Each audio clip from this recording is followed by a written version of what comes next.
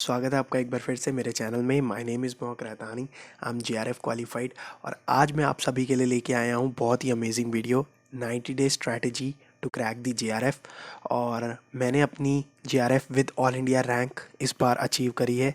My rank was 62। तो आप लोग भी अपनी रैंक भी अचीव कर सकते हैं एंड अपने जीआरएफ को भी टारगेट कर सकते हैं विद इन 90 डेज़। और इसके लिए जो भी स्ट्रैटेजी रहेगी, जैसे भी रहेगी, सब कुछ मैंने बहुत ही अच्छे से एंड क्रिस्प वे में एक्सप्लेन करने का कोशिश किया है। तो इस वीडियो को आप पूरे इत्मीनान से और पूरे आराम। हेलो दोस्तों, स्वागत है आपका एक बार फिर से मेरी वीडियो में। माय नेम इज़ मोहक रहतानी।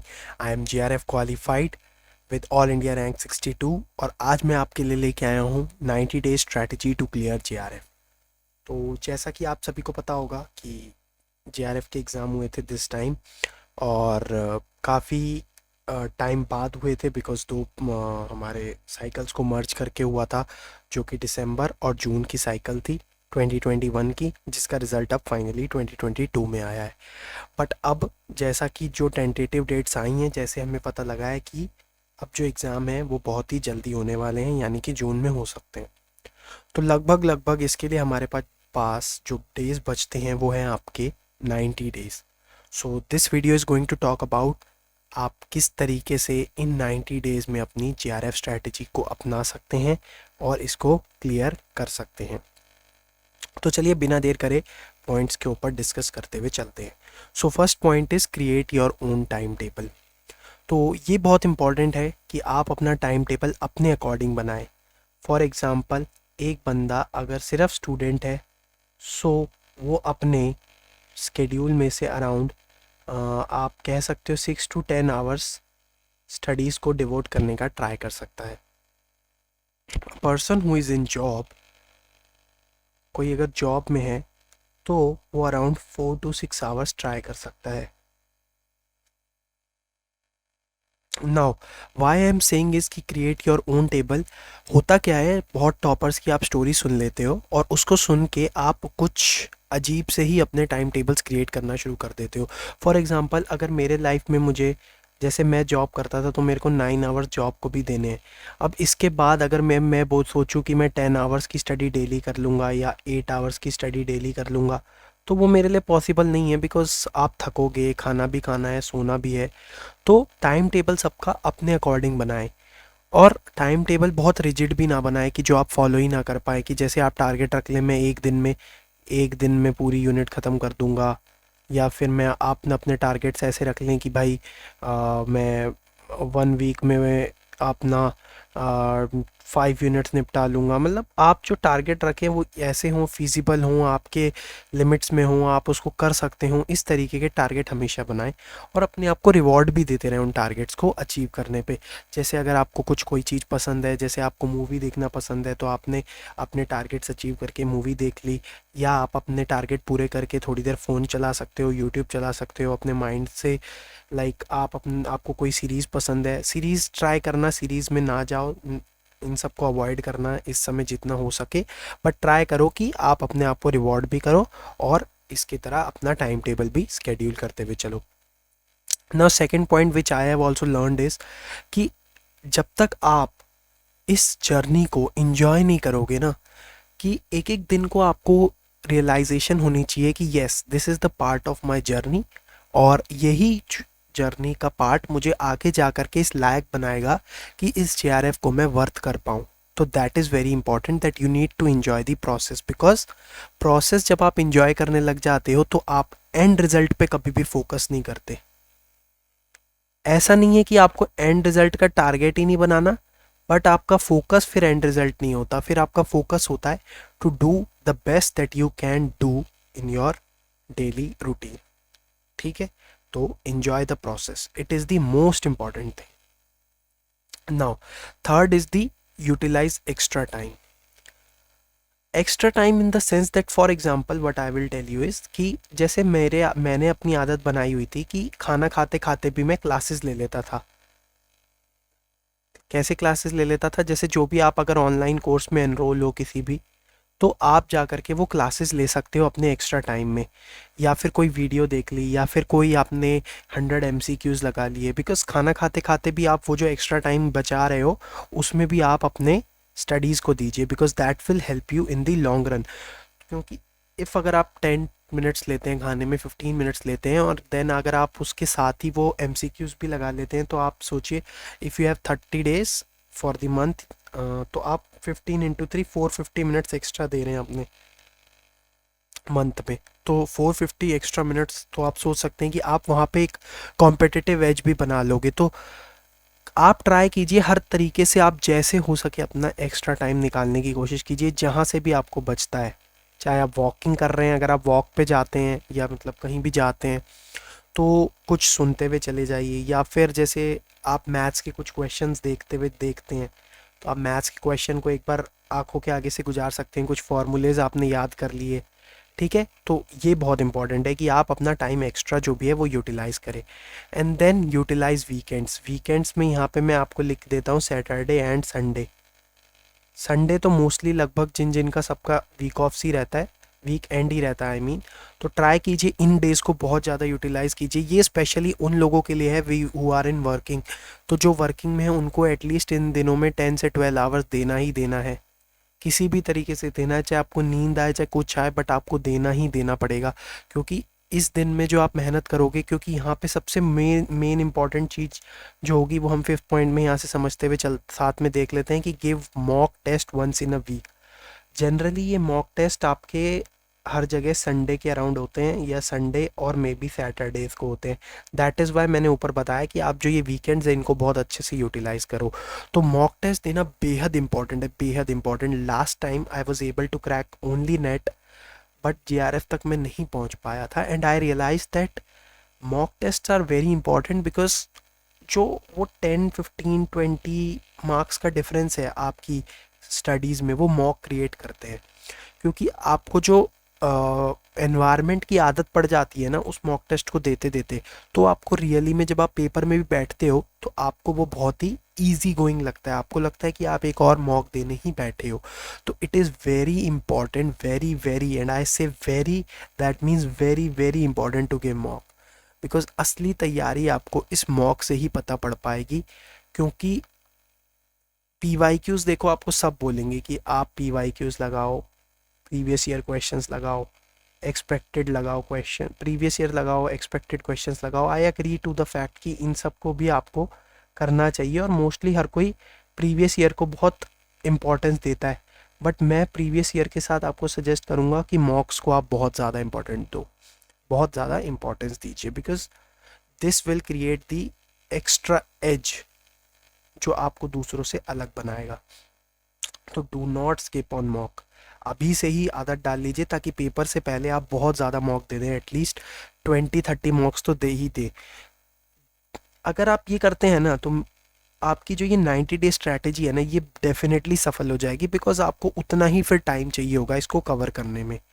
ठीक है, 6 point is meditation and exercise. This is very important point. होता क्या है, जब आप पूरे दिन स्टडीज़ में होते हो, या अपने जॉब लाइफ के साथ स्टडी कर रहे होते हो, या फिर मतलब आप किसी भी तरीके से अपने आप को अगर फुल्ली प्रेशराइज सिचुएशन में रख के बैठे हो, जहाँ पे आपने अपने टारगेट्स एकदम क्लोज सेट किए हुए हैं, ये भी पूरा करना है, ये भी पूरा करना है, तो उसी बीच में आपकी फ्रस्ट्रेशन का लेवल बहुत बढ़ जाता है। सो इट इज़ वेरी इंपॉर्टेंट कि आप मेडिटेशन या एक्सरसाइज का सहारा लें। मैं अपने टाइम में जिम यूज़ किया करता था, जिम जा कर के अपनी, क्योंकि होता क्या है, जो आपकी जो फ्रस्ट्रेशन होती है ना, वो कहीं वेंट आउट होना ज़रूरी है, अदरवाइज़ वो क्या करेगी, वो आपको स्टडीज़ में बहुत इफ़ेक्ट करती है। सो इट इज़ वेरी इंपॉर्टेंट कि आप या तो सुबह उठ के कुछ थोड़ी देर मेडिटेशन कर लें, या फिर एक्सरसाइज कर लें, जिससे कि जो वो एक्स्ट्रा बिल्टअप प्रेशर है वो आपके माइंड से रिलीज़ हो जाए, और उस समय में आप पढ़ाई के बारे में बिल्कुल भी ना सोचें। उस समय में सिर्फ अपने माइंड और अपनी हेल्थ और अपनी बॉडी के बारे में सोचें। उसको आप जितना एक्टिवेट करके रखेंगे, जितना उसके अंदर से कूड़ा कचरा निकाल दोगे, उतना ही अच्छा आप परफॉर्म करोगे। और एक्सरसाइज ज़रूरी नहीं है कि आप मॉर्निंग में ही करो। I use to do gym in evening hours also, so it is advisable कि आप मॉर्निंग में करो, but it is not mandatory कि आप मॉर्निंग में करो, आप नाइट में भी कर सकते हो। या आप अगर आपको शाम में एक वॉक करना पसंद है तो आप अपने फ्रेंड्स के साथ जा सकते हो एक वॉक करने 10-15-20 मिनट्स के लिए। और या फिर आप अपने दोस्तों के साथ क्रिकेट वगैरह या कुछ भी कोई गेम खेलते हो आप आउटसाइड, वो करने जा सकते हो। बट ये एक बहुत ही इंपॉर्टेंट चीज़ है। And then seventh is to avoid rote learning. So nowadays क्या हो रहा है ना, जो भी पेपर्स होते हैं, जितने भी आजकल पेपर होते हैं, बीट JRF और beat any other paper, try to avoid rote learning. Rote means जो हम रट्टाफिकेशन लगाते थे, रट्टाफिकेशन से बचना है। Try to learn the concepts, because यही कमी रह जाती है कि लोग ट्राई करते हैं रटने का। और आपको पता है कॉम्पिटिटिव एग्ज़ाम्स में कभी भी सेम, मतलब सेम वे में आएगा, बट वो कॉन्सेप्चुअली पूछेगा। तो अगर आप कुछ रट्टा लगा के सोच रहे हो कि इसका तो यही आंसर होता है, इसको तो मैं ऐसे ही याद कर लेता हूँ, इसका आंसर हमेशा यही आता है और मैंने हर बार, और जनरली मैंने क्या नोटिस करा है, एक जो आपके असर्शन रीज़न के क्वेश्चन आते हैं उसमें जनरली सब क्या प्रेफर करते हैं कि assertion and reasoning both correct and it is the correct explanation of A. लोगों ने ये अवधारणा, आई मीन लोगों को ये ने अंदर अपने बिठा लिया है कि ये करेक्ट एक्सप्लेनेशन ही है। मतलब देखना भी नहीं चाह रहे हो, आप पढ़ना भी नहीं चाह रहे हो सकता है आर इनकरेक्ट हो सकता है ए इनकरेक्ट हो। सो ये रोट लर्निंग से बचना है कि आप बिना सोचे हमेशा बस यही आंसर लगा के आ रहे हो कि राइट एक्सप्लेनेशन ऑफ ए है। सो ऐसी चीज़ें को अवॉइड करना है और कॉन्सेप्चुअल अपने आप को स्ट्रॉन्ग करना है, बिकॉज आपका कॉन्फिडेंस तभी झलकेगा जब आप कॉन्सेप्चुअली स्ट्रॉन्ग होंगे। और डू रिमेंबर कि इससे आपको टीचिंग करनी है। अल्टीमेटली जब आपसे बच्चे पूछेंगे कि भाई इसको आप समझाइए, तब आपकी रोट लर्निंग बिल्कुल काम नहीं आएगी। तो आपको इस तरीके का टारगेट रखना है कि I have to teach in future, so it is very important for me also to understand in such a way कि I can explain to other people also, right. So that is very important. Now we are coming to the eighth point कि revise more.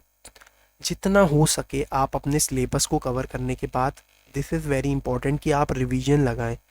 Because होता क्या है, हम पढ़ तो लेते हैं, हम सोच भी लेते हैं, हमें सब कुछ आता है, बट अल्टीमेटली पेपर में वो जब छोटा सा कॉन्सेप्ट हिट होता है जो आप बिना सोचे, आप ये सोचते हो ये तो मुझे आता है, ये तो मुझे आता है, और आप ना उसके बाद इतनी हड़बड़ में निकलते हो उसको छोड़ते हुए, पेज तो ऐसे स्किप होते हैं कि ये तो मुझे आता है, ये तो मुझे आता है, बाद में पता पड़ता है पेपर में वही कॉन्सेप्ट आता है और आपको वो नहीं आता है। तो इट इज़ वेरी इंपॉर्टेंट कि आप रिवीजन बहुत ही अच्छे से करें, और रिवीजन करना इज़ मस्ट। जितना हो सके कॉन्सेप्चुअली आप ट्राई कीजिए कि आपने एक बारी पूरा सिलेबस अच्छे से लगा लीजिए या 2 बारी अच्छे से लगा लीजिए, बट रिवीजन करे बिना आप पेपर में ना जाइएगा। मेरी एडवाइस है ट्राई तो 4-5 भी कीजिए, बट इन केस नहीं भी है तो आप ट्राई कीजिए at least 2 to 3 times you are able to revise the syllabus. Okay, so this is very important. अच्छा, कुछ लोगों को डाउट आता है कभी कभी कि नोट्स बनाने चाहिए या नहीं। ठीक है, नोट्स देखो आपकी पर्सनल प्रेफरेंस है। If you have time and if you are able to make it, so then आप अपने नोट्स बना सकते हो। ठीक है, this point I have taken extra कि अगर आपको नोट्स बनाने हैं तो आप बना सकते हो।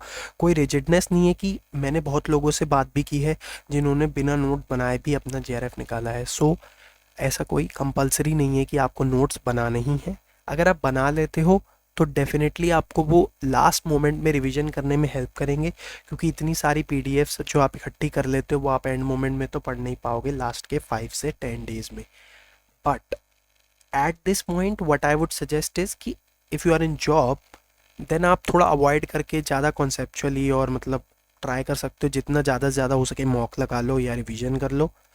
और in case you have time then try to make notes. But for now, as of now, क्योंकि 90 days ही बचे हैं, तो अवॉइड करना कि ज़्यादा भी ना बनाओ, बहुत लिमिटेड नोट्स बनाना। जैसे आपके ऐसे फ्लो चार्ट्स वाइज हो गए, जैसे फॉर एग्जांपल मैं IMF का ले लेता हूँ, ऐसे IMF बना लिया, फिर यहाँ पे आपने लगा दिया कि बैलेंस ऑफ BOP क्राइसिस को ये देखता है।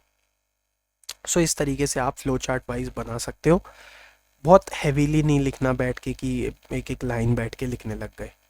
ठीक है, तो thank you so much. I hope ये वीडियो आपको पसंद आई हो, और पसंद आई हो तो लाइक ज़रूर कर देना, और अपने कमेंट सेक्शन में ज़रूर बताना कि आपको इस तरीके की वीडियोस कैसी लग रही हैं, और आप अगर और भी वीडियोस इसी तरीके की चाहते हो जिसमें थोड़ी सी हम स्ट्रैटेजी को डिस्कस कर लें और कुछ कुछ पॉइंट्स अंडरस्टैंड कर लें या कॉमन मिस्टेक्स जो हमसे होती हैं। और एक वीडियो में शायद और टारगेट कर रहा हूँ how to score 35+ in paper 1, वो मैं लेके आने का ट्राई करूँगा बहुत जल्दी। और भी आपके कुछ सजेशंस हो जिसके बारे में आप जानना चाहते हो, आप चाहते हो कि कोई टॉपिक मैं कवर कर दूं, या आप कुछ सिलेबस का हिस्सा चाहते हो, पेपर 1, पेपर 2 मेरा कॉमर्स है, तो अगर आप उससे रिलेटेड भी चाहते हो तो कमेंट सेक्शन में बता सकते हो। या पेपर 1 में आपको कुछ दिक्कत होती है, पेपर 1 में मेरी कुछ कुछ अगर आप मेरे चैनल में नीचे जाओगे कुछ वीडियोज़ है, इंडियन लॉजिक की है, हायर एजुकेशन से रिलेटेड भी है कुछ। इंडियन लॉजिक तो मैंने बहुत ही क्रिस्प वे में कराया है, वो आपको बहुत ही ज़्यादा हेल्प करेगा। मुझे खुद पर्सनली मैं अपनी वीडियो सुन के गया था पेपर देने से पहले। सो ऐसे ही आप देखते रहिए वीडियो, और सब्सक्राइब ज़रूर करना, अपने दोस्तों के साथ इस वीडियो को ज़रूर शेयर करना जो भी जीआरएफ के लिए प्रिपेयर कर रहे हैं। और डेफिनेटली आपको मज़ा आ जाएगा, एंड आई होप आप सब लोग ऑल इंडिया रैंक लेके आओ। अच्छे से जीआरएफ को टारगेट करो, 90 डेज़ में डेफिनेटली जीआरएफ निकल सकता है। जस्ट ट्रस्ट द प्रोसेस, और जैसा मैंने कहा प्रोसेस को एंजॉय करो। जैसे ही आप एंजॉय करोगे रिजल्ट्स आपके साथ रहेंगे। So it was nice meeting you all, thank you so much, take care, bye, piece.